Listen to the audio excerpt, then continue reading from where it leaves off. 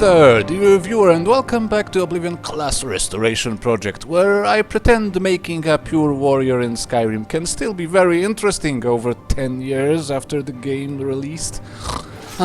Switching between different weapons in a semi-creative way is the very last thing that can make me enjoy this playstyle. How lucky then that the Oblivion warrior class gives us a good excuse to do that, as the warrior had all the weapon skills in that game. So this warrior has his anti-mage stance with a shield and a mace, his universal fast-killing dual-wielding stance with a dagger and an axe, and then, at times, even a shield and a dagger to abuse all those power attack perks Vokrii has to offer.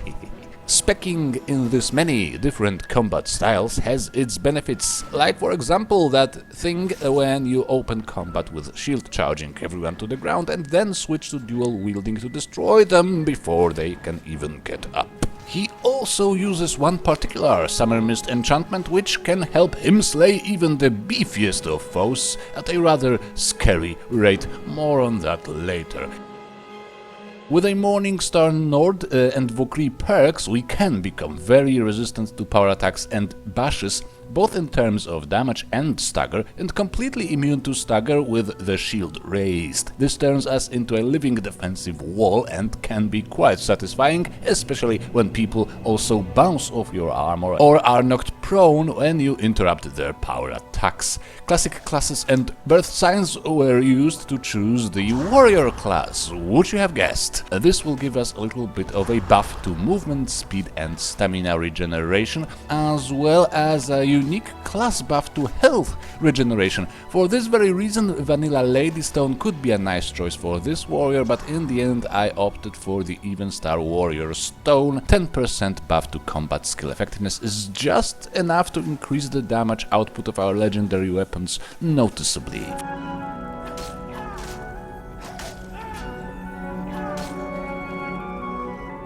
For the looks, we have these mods here. Immersive Armors are used only for a Silver Tribunal mask and the Kite Shield, which I think can be found as separate mods. The mask goes surprisingly well with the Scale Nord helmet, even though there is a little bit of a clipping. The thing is, it looks as if the helmet was designed this way, and both items together remind me a little bit of the Saturn helmet, so obviously as a nerd I needed this in my life.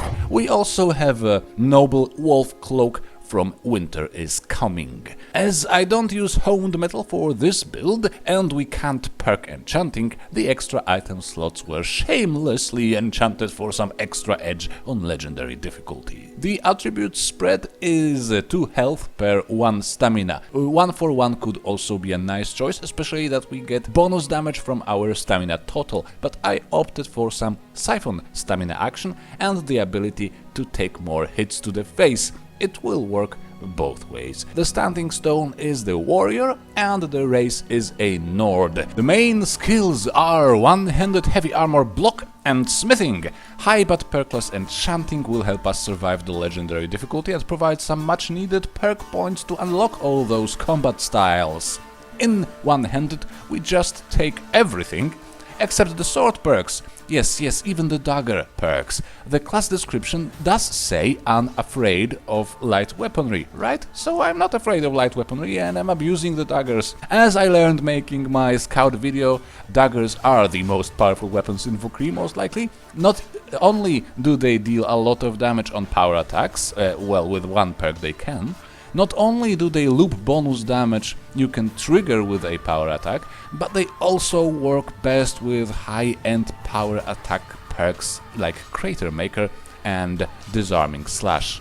The attack speed and low stamina cost of daggers mean you can disarm and knock enemies prone with an unparalleled ease. Meanwhile, an axe with the Shield Biter perk can cause enemies to drop their shield on power attack. So wielding a dagger in your left hand and an axe in your right will become your ultimate anti-warrior stance, allowing you to completely disarm and de-shield them, as well as stack some ongoing damage, which will help your OP insta-kill enchantment to kick in faster. And of course, the dual-wielding power attack with such a setup will be extremely fast too, because the attack speed will be determined by the dagger's attack speed. Meanwhile, against mages and dragons we can go with a shield raised and a magicka depleting mace. This, with some block and heavy armor perks, means we can protect ourselves against elements and prevent spellcasting with mace power attacks. We also take most perks in heavy armor. This overpowered set of perks combines fabulously with block perks and your Nordic Perseverance ability, turning you into a rock that can't really be staggered, is highly resistant to elemental damage without any special extra hassle, can fling enemies away both by a random chance and by shield bashing to interrupt power attacks, and is generally awesome. Even the low-level perk of Battle Fatigue will cut the damage from low stamina enemies, which works nicely with the Imminent Victory enchantment, which makes you take less damage from low health enemies. So the longer the fight lasts, the more advantage you have over wounded foes. Usually I would skip Glancing Blows, which protects us against weapon perk effects from enemy power attacks, as it is rather situational and the enemies rarely put those perks to good use, but since I aimed for complete dominance over other warriors, I went for it this time around. In block we also take most perks. Elemental protection should be taken ASAP because we don't have many other ways to protect ourselves against magic. As mentioned, I often use the shield charge to quickly incapacitate enemies to switch to dual wielding before they can even react. It is a deadly, if a little bit stamina hungry combo. Unwavering defense works nicely with the Battle Fatigue perk from heavy armor.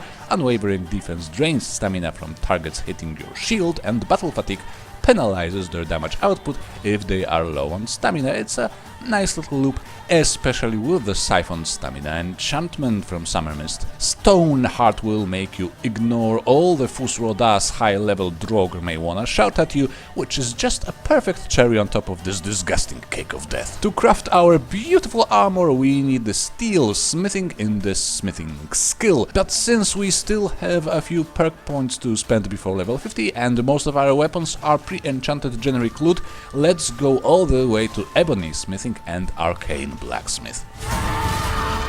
Speaking of which, here are the weapons. Ebony Axe of the Vampire bearing the Absorb Health enchantment, Ebony Mace damaging magicka, and the Ebony Dagger of Screams bearing the terrifying Threshold Death enchantment, which adds a stacking curse on hit, and when the value of the curse exceeds the target's current health, they are instantly disintegrated. Mighty useful against high-level, high-health enemies. The ongoing damage we deal due to Axe and Dagger perks, as well as the health absorption on our axe, can help us reach the point of disintegration much faster. Now for the armor and apparel. The armor and shield come with no pre-existing enchantment, so I had to enchant them myself with some elixirs.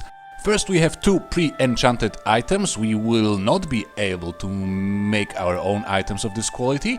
Necklace of Nullification and the Ring of Peerless Wielding. Then our handmade items: fortify one-handed on gauntlets and cloaks, regenerate stamina on the boots, siphon stamina on the armor piece, the chest piece I mean, imminent victory on helmet and the mask. Without enchanting perks, siphon stamina will absorb stamina only from enemies that are very, very close to us, basically enemies that are already in our face. We do like enemies to the face, so that's no biggie. A need may arise to have an extra cloak of magic resistance when heading against warlocks and other magic users. Imminent victory, as mentioned, is a nice one to make the enemies even more pathetic, especially with the battle fatigue and siphon stamina.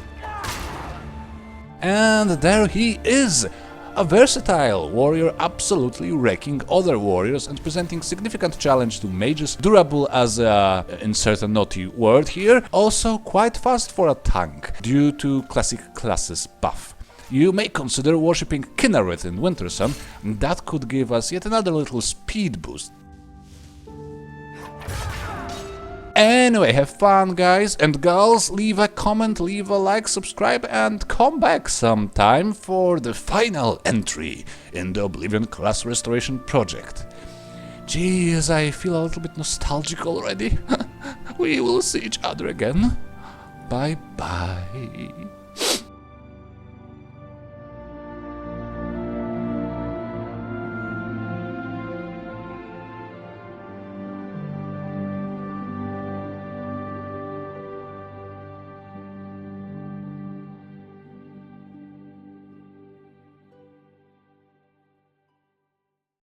Dum dum dum dum dum dum